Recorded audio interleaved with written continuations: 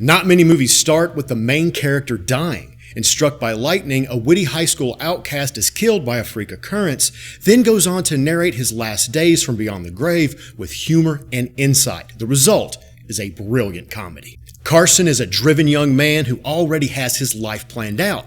After high school, he's going to attend Northwestern, and then he's going to become the managing editor of The New Yorker. While leaving school one day, all of that is cut short by a bolt of lightning. He shows us his final days, which include dealing with his barely there mother, a father that abandoned him and now wants to reconnect for his own selfish reasons, and his plan to blackmail the school's elite, which will better his chances into getting to his dream college. So typical teenage stuff.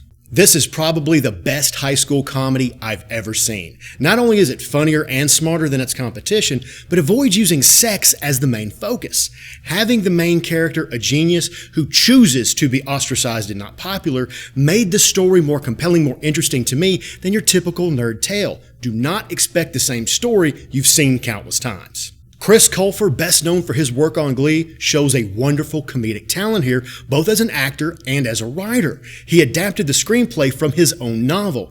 He gives us a funny look into a brilliant young man who kind of thinks he's better than everyone, and it's told in a very odd style, but the film uses that strange framework and one very eccentric character to tell a story that is funny and emotional. I think this movie works beautifully. The familiar faces you see in this continue to impress. Christina Hendricks, Dermot Mulroney, Allison Janney, but it's the younger cast that's really going to surprise you.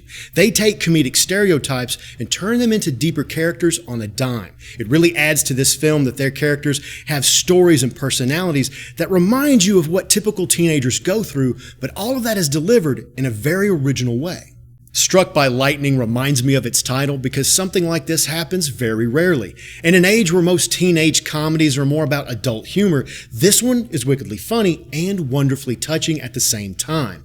Carson and I actually have a lot in common. In high school, I too wanted to be a writer, but I wanted to be the next H.P. Lovecraft.